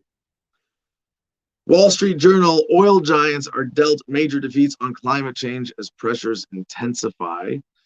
And finally, this is the last story. Last story in our econ block. We made it today to round this off. I told you this was coming. This Rolls-Royce boat tail may be the most expensive new car in history. We can see why. I'm looking at the picture. I don't see why. It's a two-door coupe. Doesn't look very cool. I mean, it's a nicely designed car. I don't want to I wouldn't demean it. But if you're going to spend so much money on a car, wouldn't you want a status symbol that's a symbol other people will notice? Rolls-Royce is notoriously coy about the price of its truly bespoke limousines, yet since this new outrageously decadent boat tail was inspired by the $13 million Rolls-Royce Sweeptail from 2017, but with increased complexity, it may easily be the most expensive new car to date. That title currently resides with Bugatti's La Voiture Noire, which sold for a reported $18.7 million after taxes. Do you think it went to somebody who got calluses on their hands to make $18.7 million? No. The only people who spend that kind of money are those who are stealing money that was stolen, who are already so arrogant to believe that they should be sitting on piles of money that big, that if you had 18.7 million, if you spend $18.7 million on a car, it means you think it is more important for you to have that car than for you to have $1 million car and spend $17.7 million towards ending world hunger or fighting injustice or even building a company. No, give me $18.7 million worth of bullshit luxury that's not going to increase human happiness in any meaningful way. Instead, fucked up. Patrick Lewis, does it fly? It better for that much. But no, we're going to have flying cars cheaper than this by far. All right, we've got just a few minutes before we get to our guest. Let's bring Steve back on to check in with our contest. Patrick Lewis, as far as I can tell, is in the lead. Steve, what else do you have for good comments there? Yeah, so I think it's between Patrick Lewis. I think he's going to be the winner. And then U123 said he would go around and hug people still wearing masks. And as funny as I think that would be, I feel like that's an endangerment to his own life. So yeah, right. Does that violate the mask? No, consensual hugs. Yeah. If you're in a mask, it's not consensual. They don't want to touch you. That's why he's saying he would do it, and it's a big deal. I like it. So the most outrageous like I could do to join the club, I'll call my governor's office and ask for Governor Epstein. That's all right. All right. Jeffrey Epstein didn't kill himself. Pretty well established fact. Now, Steve, we didn't really have time to get to this, but if Ed wants to comment or come in, do you have any more contest entries you want to share? No, I think those are the only. All right. All right. Well, this is your last chance. You got 25 minutes in the show. Tell them again what the contest is, Steve. All right. So the contest is: what is the most outrageous thing you would do to become a member of the Producers Club, or become a guest on Adam vs. the Man? So, do better than Patrick if you want to win. All right. Well, in case we don't have time coming after our guests, I want to just invite you and Ed to weigh in. I think we did a great job covering everything we want to relevant with Homefront Battle Buddies earlier. But one of the stories we have in the stack today from Associated Press, deep-rooted racism, discrimination permeate U.S. military. It's a pretty long story, but we had an interesting conversation about this. And if Ed doesn't want to jump on himself, I'll just quickly summarize his experience from, a generation back in the U.S. Army. He said that it was mainly voluntary segregation in a sort of cliquiness, not any kind of formal segregation even, and it was mostly blacks and Hispanics sticking together and often fighting between each other as cliques. It was the dominant racial dynamic, but it was still like all white officers overseeing this craziness in that era. Not all, but the officer corps was certainly much more white dominated. But and my experience with racism in the military is something. It's funny because Ed, Jim, also a veteran. We were joking about this with our relative military experience with different branches and eras. He looks like a minority and isn't one. I is a minority and don't look like one. Ed Vallejo looks like one, has a minority last name, and says even for him, the experience of personal discrimination was not as significant as that cliquiness. To my experience, the most significant part of racism was the demeaning of fucking Hadjis constantly. Yeah, I would say the most. I would say outside of the general, like I try to describe it as there are cliques in high school and there are cliques in the military. There's almost no differentiating when you leave high school and you get into the military. It's the same type of cliquiness. And then the only like racism that really I think I saw, because I saw more sexism than I did racism. I had a guard unit from Tennessee tell one of my female NCOs that she shouldn't be in charge of something. And it was like my day off and I found out and I went like steamrolling to the I was mad. I was gonna pop this dude in the face. I was like, you know what? I was like, we're gonna teach you some equality today. Luckily, I didn't do that, but him and I had a very interesting conversation about how he felt really regarding sexism and women in the military, which seems to be a more prevalent issue than like the cliquiness and what people, I guess, see as racism. But I think people you typically just find people you relate to and kind of, that's sort of what happens. It's what you do in high school and it's what happens in the military. No, that's a great point. We have moved on from racism to sexism being the more dominant, troubling dynamic in the military, and the statistics are something around 1/3 of women experience significant sexual assault during their time in the military. And if that's not enough to keep you all away, I don't know what is. But yeah, and we're talking like rapes, mostly very serious sexual assaults that happen in the military. Because if you're a woman of a lower rank than a man, you have to do what they say without question sometimes. It makes it very easy for them to put you in a bad position. But it is 9:40. Let's get to our guest. If Ed wants to weigh in, we'll check back in towards the end of the show. Ladies and gentlemen, ladies and gentlemen, our guest today is Libertarian congressional candidate for Congress, running for Arizona's 6th district, Jeffrey Metrick. Welcome to the show, brother. How you doing? I'm doing good, Adam. How are you? Excellent, excellent. So, hey, tell us about yourself, how you got to living in Arizona, what we need to know about you as a candidate and an activist before we talk about the race. Okay, basically, I grew up in Illinois. I went to the military for 4 years after high school, and then I came back, helped my father battle cancer. He ultimately lost the battle in 2012. I was in college. I led a fraternity on my campus. I was the first white person to be in a historically Black Greek-led organization at Western Illinois University and also be the president of the chapter.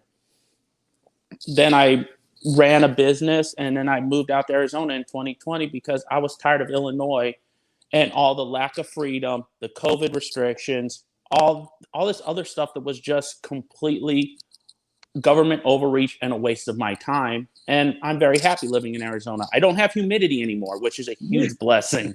I don't like humidity. Yeah, I can deal with anything else. I can deal with freezing cold. I can deal with super hot, but humidity is the worst. When you walk outside and you walk 10 feet, it's almost like being down at Fort Polk in Louisiana. You walk 10 feet and you're like, I'm sweating. No, I love it. I chose my property here in Arizona to be just outside the mosquito zone on the map, and I very much enjoy that.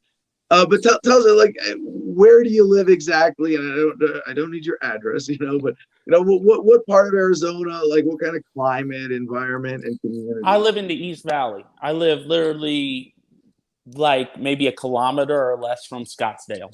Like literally, wait, you moved all the way to Arizona, and you moved to the shitty part of Arizona. It's not all desert. Oh, I know. I've been up to Flagstaff. I like it. I've been out to Tucson, been up in the mountains there. It's beautiful. But I like the Phoenix area. I found a great one-bedroom that's like $1,800, $1,900 a month with pretty much everything included. And I'm very happy with it. I have a balcony. I can walk out in the morning, have a cup of coffee, and watch the sunrise over the mountains. You can't put a price on that. I will say this. I mean, as much as I like to make fun of the Phoenix Valley for being like, no, people aren't supposed to live there. It's always like 20 degrees hotter, almost perfectly consistently 20 degrees hotter in the Phoenix Valley than where we live here in the mountains. But I will say, for all of Arizona, and especially for people who are used to the East Coast, where and there are a lot of reasons for this: space, culture, but where governments are long-lived, old, entrenched, effectively vicious bureaucracies, cost of living is unnecessarily expensive. When you live within the territory of those assholes, you, one way or another, are subsidizing their criminal exploits. So Chicago was a good example. I lived in the far south suburbs. It was a little rougher of an area, but when I was looking at places to move, like maybe move into downtown Chicago when I still had my candle company, I was looking at places that were studios for $1,900, but it was down in like Painters Row, which is a really, really nice, like, that's where a lot of people like to work with Chicago Fire, Chicago PD. That's where a lot of money is. But I was just like, nah, I don't want to be in Illinois anymore. I just said I'm done, and I moved out to Arizona. All right, so stump speech bio. Is there anything we're missing? You want to talk about what your day job and your my day job is running history? for Congress. That's my day job right now. I have investments that cover my living expenses, and that's what I'm about. Because honestly, I'm tired of seeing Democrats and Republicans promise change, hope and change, build America back, like Biden said, make America great again, and then they don't do anything. They just do that to get people hooked. It's a psychology. It's a mass psychology. A lot of people don't understand. Like, I have buddies that speak on stage and sell from stage, that sell programs, coaching programs. There's reasons they do what they do and why they move how they move and what they say. Because there's a trick in sales. If I get you to say yes 6 or 7 times to small ass, which is what we do in politics. Oh, this is you believe in helping small businesses. Okay, yes. We believe in helping minorities. Yes. And then when they get to that big ask of, oh, we need to have red flag laws for guns. Most people will be like, yeah, because we've been conditioned for so long to say yes to questions that are asked of us, and we don't critically think anymore. It becomes the programming in the background in our subconscious mind because we get conditioned from a young age. Yes. Yeah, no, Yeah. Yeah, no, and it's funny because you say that as a sales trick, and it is a trick that can be used to sell something deceptively or something that people shouldn't buy. You know, you can sell cars or homes or bullshit Yep. that way.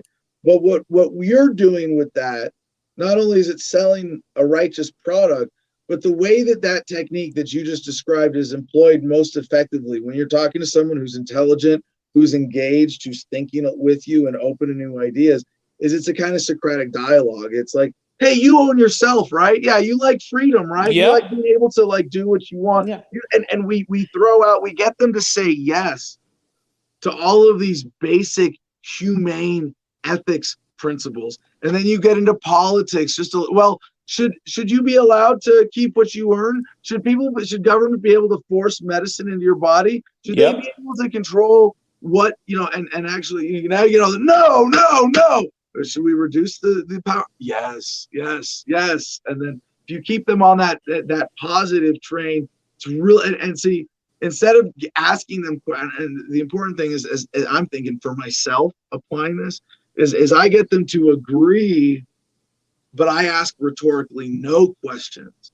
And it should be like, hey, if government is trying to force something in your body, should you have the right to tell them no? Yes, fuck yes. Yes, I have the right to defend my rights. Yep. So Jeff, good way to get to the why of this. I love that. Just one more nuts and bolts question. We had a question before here from Patrick Lewis, who wanted to know how many people in your district you had actually spoken with. And that next question there, go ahead and put that one back. That's Ed Psychic Taxi. Classical music, when is the election? Sorry, this is a stupid question. This is, of course, the normal congressional cycle of 22. So what Jeff is doing is like very responsible, long head start for a libertarian who wants to use this race to reach people, not just to win, not just to put points on the board, not just to be a paper candidate, but he's hustling for the majority of this election cycle, and that is huge. So Jeff, tell us about the district, your experience with the district, talking to voters there. My experience with this district has really been that it's a very red district. It's currently Schweiker's district, Mr. 12 ethics violations, but that's a whole nother story that we can get into later.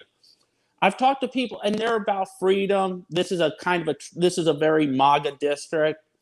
But I've noticed when I'm talking to people and engaging with people in the MAGA group, as well as some people who are Democrats or centrist Republicans, I ask very simple questions, very like, if you have kids, I ask, do you believe your kid's getting the best public education?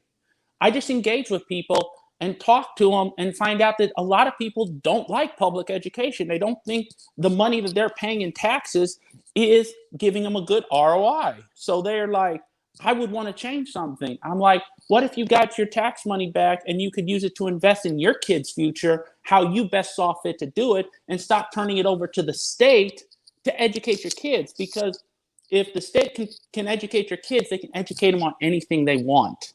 And you really have no say in the matter at that point. Unless you look at like the Vail, Arizona thing, where they elected a completely new school board, but it's probably not going to be able to stand up if they do it. If it goes to court, it just won't happen. But that's what I'm trying to bring people together, because we don't have a lot of differences. We have a lot more in common. People want freedom. People want to live their own lives without harassment by anyone, be it politicians, be it other people. That's where I'm at as a libertarian.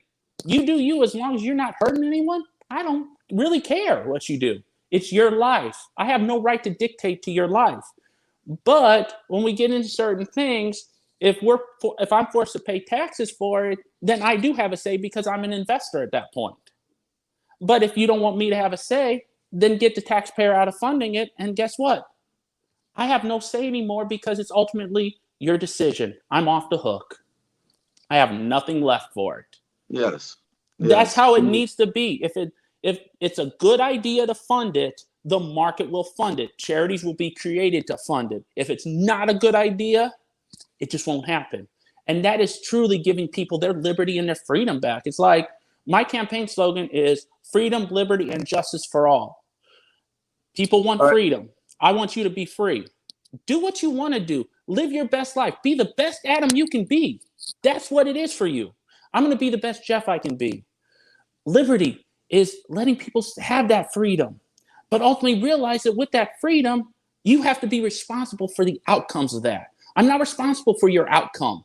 I'm only responsible as a politician, as a congressman, to make sure that the playing field is set. Then it's on you to achieve the results you want. If you don't achieve them, it's not my fault. It's not anyone else's fault. It's your fault. And justice for all is when it comes to victimless crimes, civil asset forfeiture, qualified immunity, end that. All right, Because hey, justice. Jeff, I gotta cut off the stump speech. This is beautiful, but I gotta interrupt because I want to give you a chance to wrap up on two specific questions. I want to point out to the audience, Jeff is clearly someone who's put in the hustle. I've met him a couple times in person. He came out just to be friendly with the party to the California State Libertarian Party convention, all the way came all the way up to where we were, Visalia, California. Yep.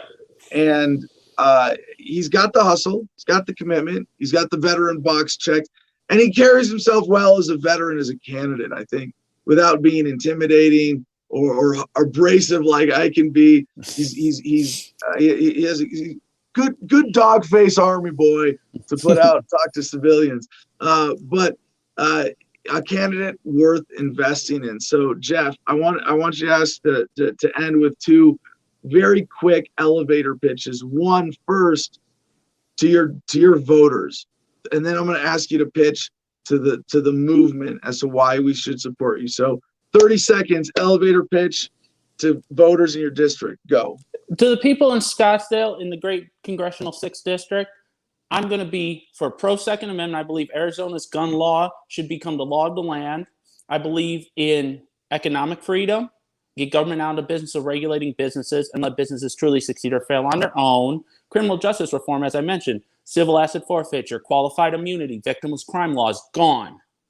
And finally, immigration reform. Even though it may not be a popular libertarian position, I do have to understand that I live in a district that does have an immigration issue.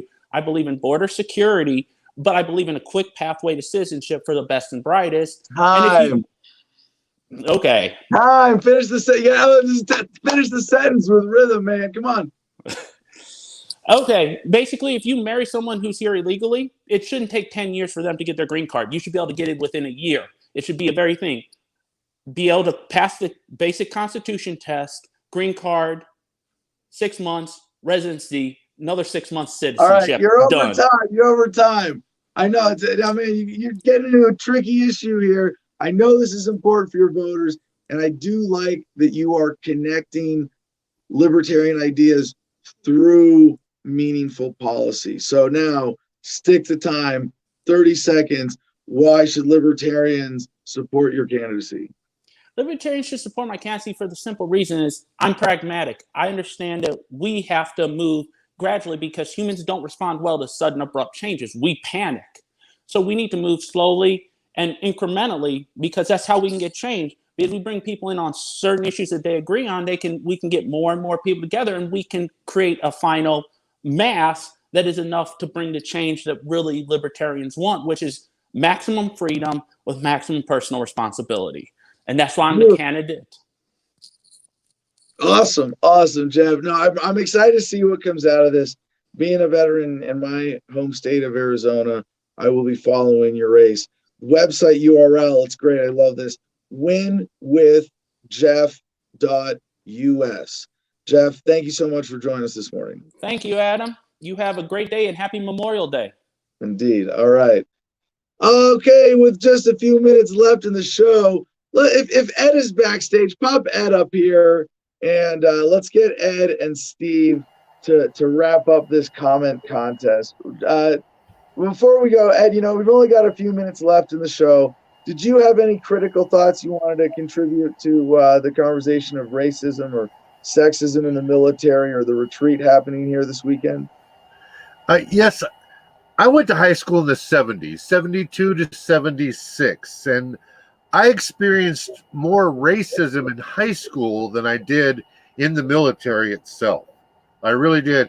I went through 4 years of junior ROTC, Reserved Officers Training Corps, and as a Hispanic and a smart Hispanic, knowing what's going on, dedicated to, the Army itself, learning everything there was, and just 1,000% through, I didn't advance like I would have had I been white, with a white senior Army instructor and a white battalion commander. So Yeah, fair enough. from Well, we continue to progress. Thank you for sharing your perspective on this, Ed. Did anybody best Patrick on the comment contest? No way. Because he's, do you have it? Can you pop it back up, or did you write it down? Yeah, I'll we find scroll it. way back and find Patrick's comment. It was such a good proposal for what he would do to get on the show that I do not want to see him do it. We are going to give him membership in the Producers Club and not ask him to hit a bong in a thong singing a country song. So congratulations, I have Patrick. a question for Patrick. I have a question for Patrick. What country song would you be singing? All right, that's the thing. All right, I need to know what country song it would be. All right, we'll see if we get that in the last couple of minutes here. Steve, Ed, any final thoughts today? No, I'm good. I'm happy. Oh, wait, Life is great. One? Hold on, was that another comment? No, that wasn't it. I was trying to find it. That wasn't it. Okay, sorry. Go ahead, Ed. Wrap it up. I said life is great, and I can't top that. Life is really good right now. I mean, I've been working my butt off for getting ready for this retreat, and people are coming in, and my heart is full of love for everybody, and I can't wait for them all to get here. And I'm excited, man. I'm excited. Excellent. Steve, your last thoughts today. Patrick, country boy can survive. Yes! Absolutely. All right. That's it. Steve, and thank you for your service this morning. Let's get to Jim for producer notes.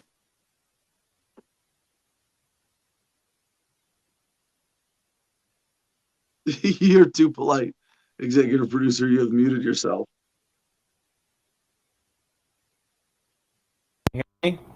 Now you're good. Go for it. Okay, sorry about that. Thank you for watching the show. Please don't forget to join us at our Telegram public channel. Everyone's welcome. T.me/Adam versus the man. If you want to be cool like Patrick and join access to the Private Producers Club, you can do so. You can buy your way through our Patreon, Adam versus the man. Once you're a Producers Club member, you can get 15% off free shipping on everything at the store. Don't forget to visit cigarfederation.com, where you can use promo code Adam10 to get 10% off all your goods there. Instagram tag is at the Garden of Freedom, so you can see everything going on up in Gardenia. The Crypto 6 still needs your help, so please visit them and check them out. Click all the buttons. And GoGreenEnergyOnline.com is waiting on you to educate yourself on solar and wind and do it yourself. All right. Thank you so much, executive producer Jim Freedom. Now, before we get to the good news, I come back to this last story. It was on this day in 2021 that Piers Morgan used Demi Lovato to skewer celebrity bullshit with this tweet. Some personal news. I am proud to let you know that I identify as an annoying, attention-seeking celebrity. This has come after a lot of self-reflective work, but it's my truth and lived experience. So for all the bullshit you have given us, this doesn't redeem you, but Piers, thank you for sharing that little bit of brilliance and skewering of celebrity culture. It was also, according to goodnewsnetwork.org, on this day in history, 27 years ago today, the Nobel Prize winning author Alexander Solzhenitsyn flew back to his native Russia after 20 years of exile in the United States. The 75-year-old was given an emotional homecoming, greeted by 2,000 people bearing flowers and gifts. Imprisoned by Stalin for 10 years for political dissent, Solzhenitsyn was later stripped of his citizenship and expelled from the Soviet Union in 1974 for attacking the regime in the Gulag Archipelago, the book. In 1990, Mikhail Gorbachev restored his citizenship and treason charges against him were dropped. That was on this day in 1994. And I hope that story gives hope for all political prisoners, especially those suffering like Ross Ulbricht. And with that, peace and love, y'all. Choose happiness and be excellent to each other.